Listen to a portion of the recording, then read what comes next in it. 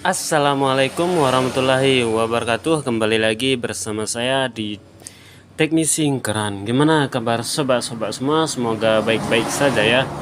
Nah, jadi di depan kita ini sudah ada HP Samsung ya. Samsung V kayaknya nih. Jadi tadi datang customer bawa HP ini, bilangnya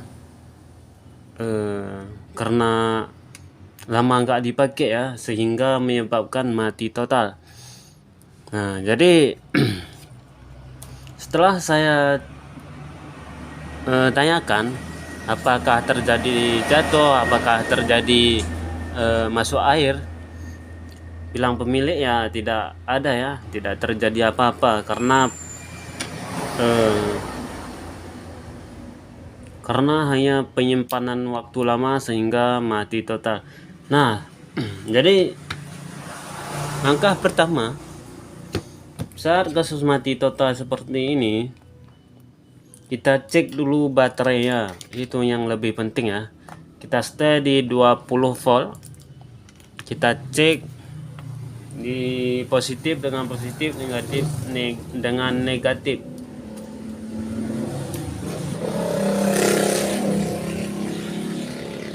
Nah, ternyata nggak ada nilai tegang ya.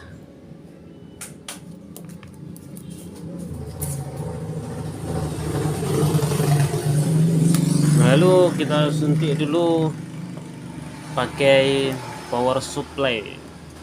Nah,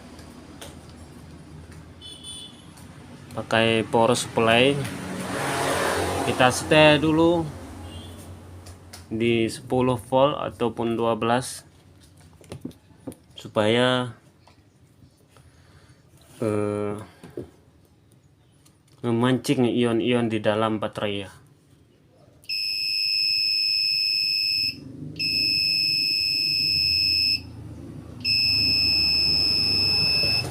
Kalau sudah kita kejut seperti tadi, kita turunkan tegangannya di bawah 5 volt.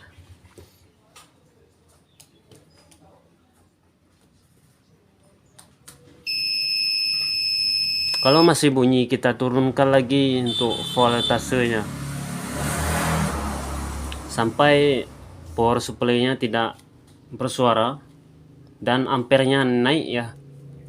Artinya dia terjadi pengisian.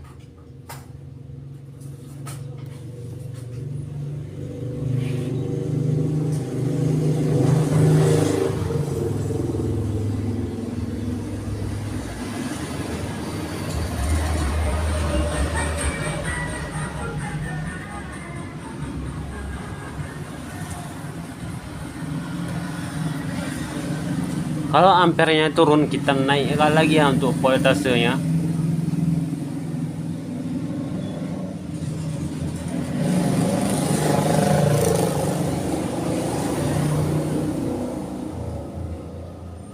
Lihat ini pengisian untuk pensuntikan dalam proses ya. Tengok ampernya sama voltase. Oke.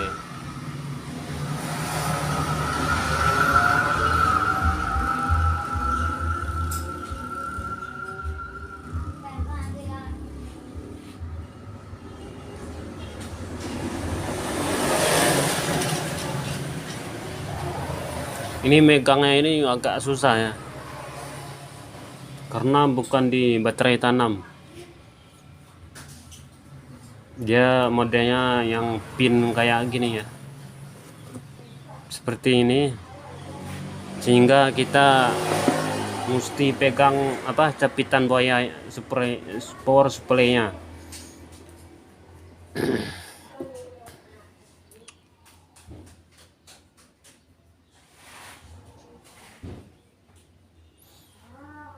Kalau di dasar sudah lama, sudah agak semenitan, kita cek lagi ya.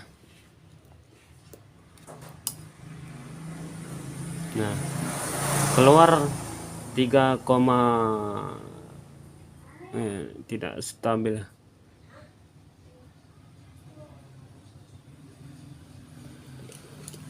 Oke, artinya kalau minimal pengecasan itu 3,1 ya, ataupun 3,2. Coba ini kita pasangkan, lalu kita cas.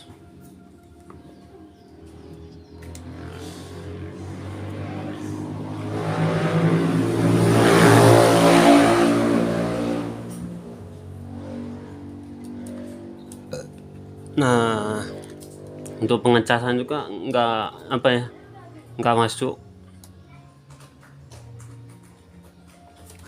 Ini coba saya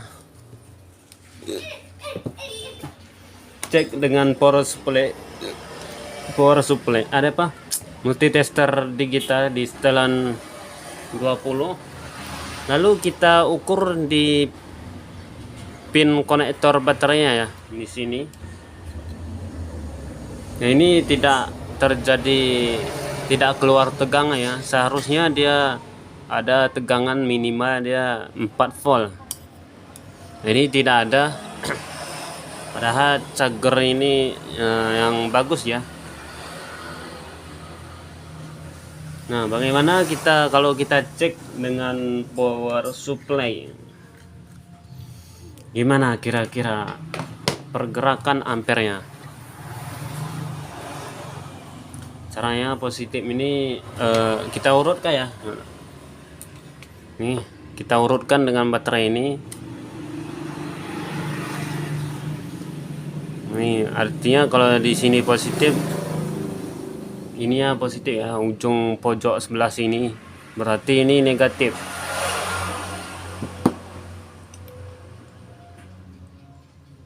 Kita hubungkan seperti ini ya.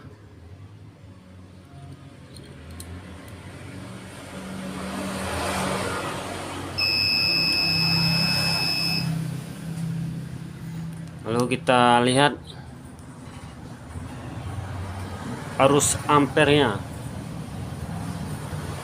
ya, arus ampernya ini ya, perhatiin ini saya tekan tombol power.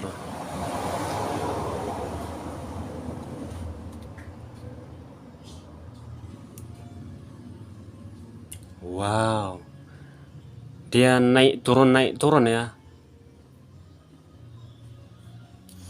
Artinya di sini kalau IC power itu udah bekerja ya, namun tidak disambut sama CPU-nya.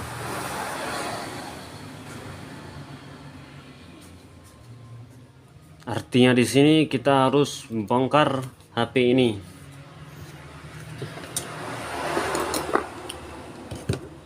Pada umumnya kalau HP dalam keadaan disimpan lalu mati total, itu biasanya terjadi di baterainya, tidak akan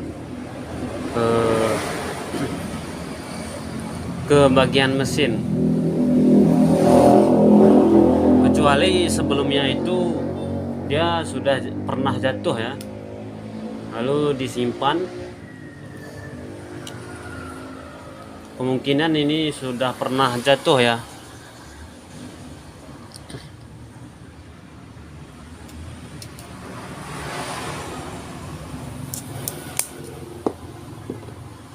Tujuan video ini sebagai dokumen sama pemilik, agar tidak terjadi hal-hal yang tidak diinginkan. Ya Kak, kenapa saya bilang seperti itu? Karena dulu itu pernah terjadi ya sama saya. Akhirnya saya harus mengganti HP-nya.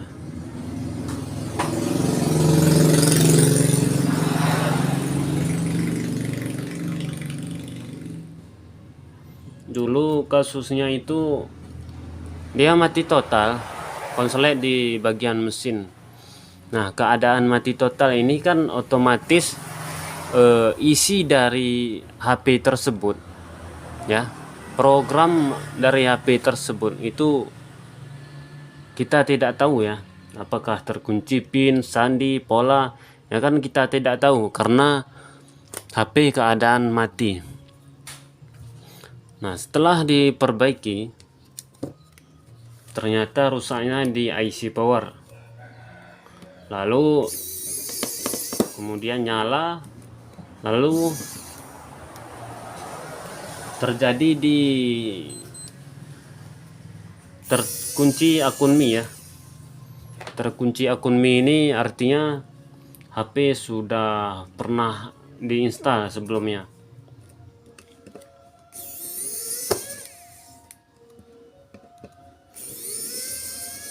Nah, saya bilang pemilik, ini setelah nyala namun terkunci akun Mi. Kalau diperbaikin ini ya otomatis kan nambah biaya lagi ya, cuman tidak begitu mahal karena HP sudah dibongkar. Artinya kalaupun dia memerlukan test point, kita tidak perlu bongkar 2 kali ya untuk HP-nya. Ini malah saya disalahkan ya, dibilangnya sengaja lah buat seperti itu, padahal real apa adanya ya saya lakukan, saya perbaiki.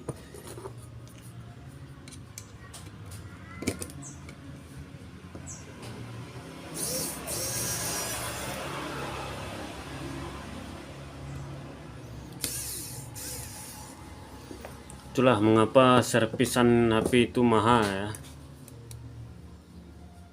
Kadang-kadang bukan hanya itu rusaknya, ada yang lain. Yang kedua itu mengapa servis HP mahal, yaitu alat-alatnya, alat, ilmu, tenaga. Ilmu itu tidak gratis ya, ilmu itu mahal.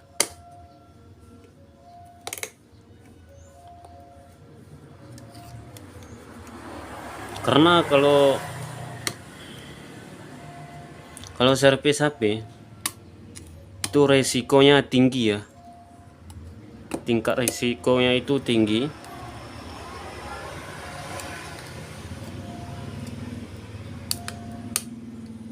Oke, hati-hati jangan sampai patah ya untuk pembongkarannya. Ini untuk servisan pun saya tidak fokus lagi nih sambil bercerita ya. Wow, ini guys, nah ini nih yang ditakutkan ya. Jadi di sini saya lihat untuk di konektornya ini gosong ya. Wah, ini gosong. Untuk di IC CPU nya juga ini dilem guys, dilem. Artinya ini kalau IC yang dilem haram hukumnya untuk memanasi ya, kecuali diganti. Kalau dipanasi saja ya, itu makin parah ya. Ini contohnya ya, saya panasi. Ini kan kondisi dilem ya. Kalau kondisi dilem itu nggak akan bisa ya, kecuali tanpa dilem. Ini lem putih ya. Ini pinggir-pinggirnya ini dilem dari pabrikan ya. Dilem dari pabrikan ini.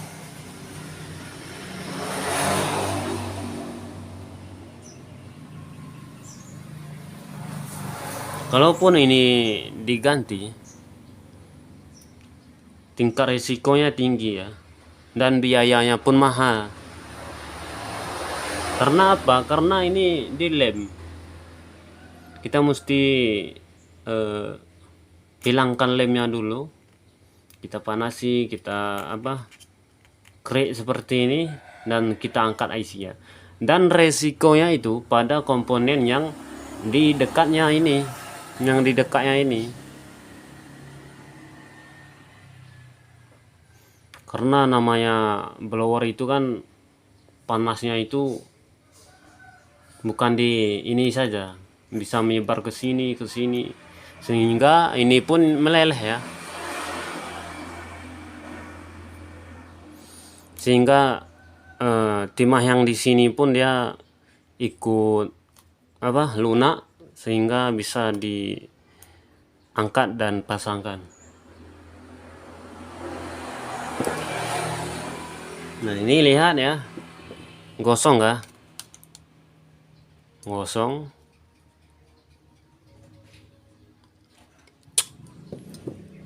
Ini saya juga tidak tahu ini karena apa ya, gosong ya, sehingga jalurnya ini pun sudah apa nih,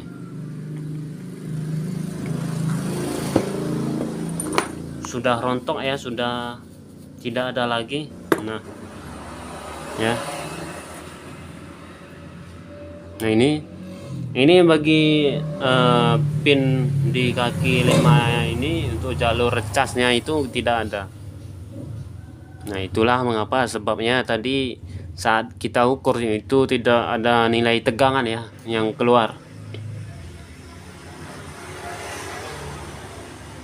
Nah ini saya putuskan saya balikkan lagi ya sama pemilik, karena itu resikonya itu ya. Ini Samsung model lama.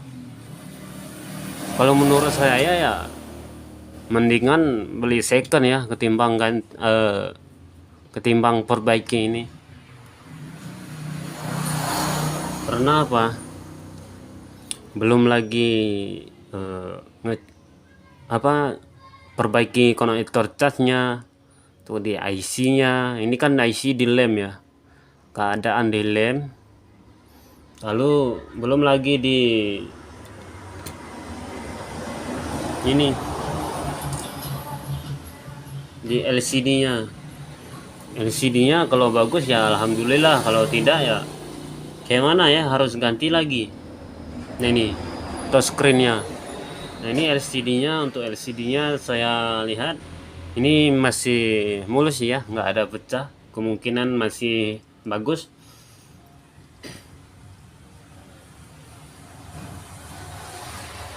Nah ini kan jadi dilema ya sama pemilik, sama teknisi. Nah ini yang ditakutkan ya, yang tidak di videokan, ini yang ditakutkan. Dari pemilik kita sudah menerimanya keadaan seperti ini ya. Ya bukan karena kita ngerusakin ya, enggak. Artinya ini real apa adanya, tanpa diedit ya, tanpa dipotong. Langsung saya masukkan ke YouTube ya. Kemungkinan nanti saya agak percepat videonya agar durasinya tidak panjang sekali ya.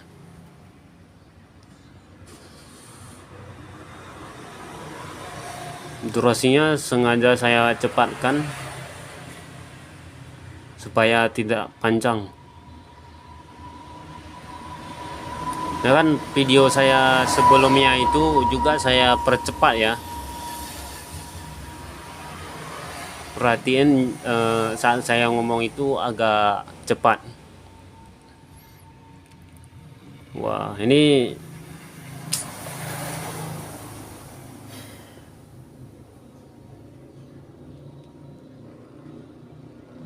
percuma kalau di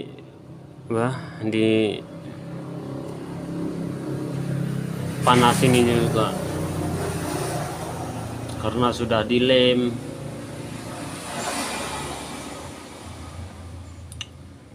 Kalau belum lagi di konektor casnya, konektornya, jalurnya. Ini rasanya saya tidak sanggup ya. Ini saya cancel saja, masukin lagi.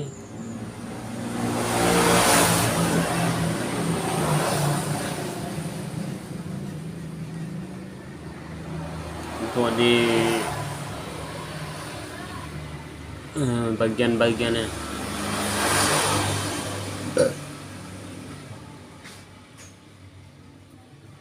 Nah ini kena mana ini ya, mungkin bagian mic.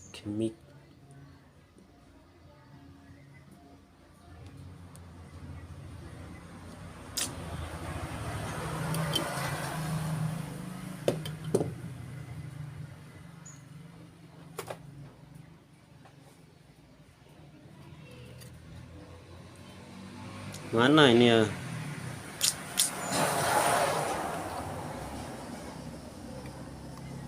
Apa bukan miliknya ini ya?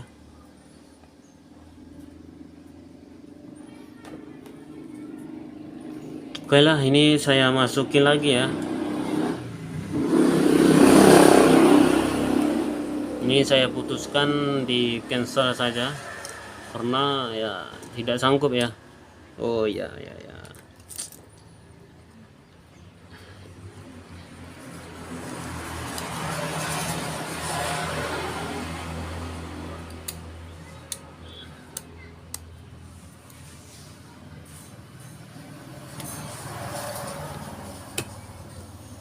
Karena ya tidak semua teknisi itu seperti itu ya. Semuanya tanggung jawab, jujur, insya Allah ya.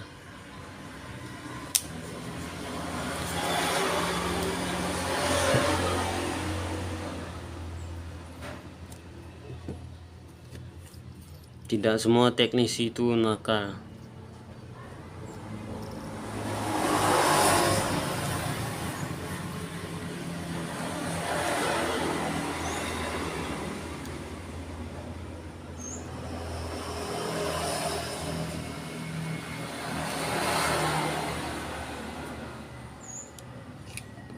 Cobain lagi.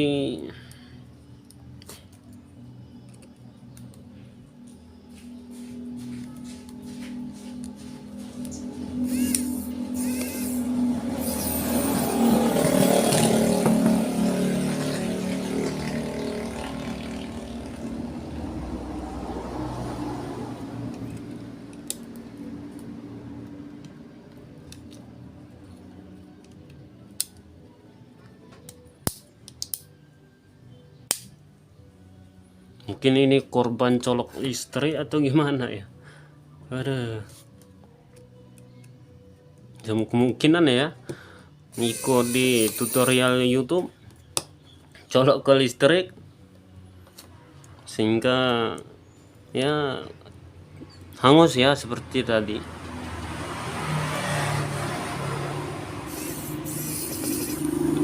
Nah itu kan haknya pemilik ya. Kita sebagai teknisi ini ya taunya servis HP pelanggan saja, ditanya rusaknya apa, karena apa, lalu diperbaiki ya. Kalau nggak bisa ya bilang nggak bisa. Ini kan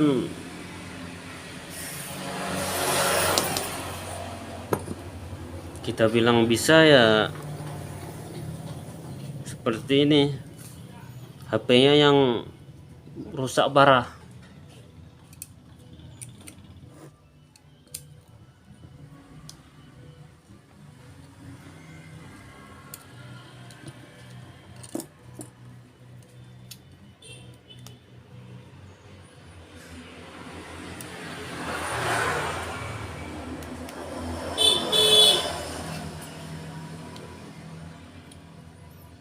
Oke ya, mungkin segitu dulu video kali ini. Semoga bermanfaat ya. Ini tinggal saya masukkan lagi. Nah.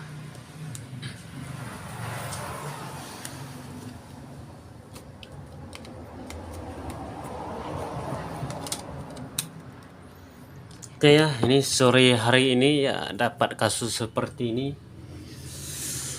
Nah, semoga bermanfaat. Assalamualaikum warahmatullahi wabarakatuh.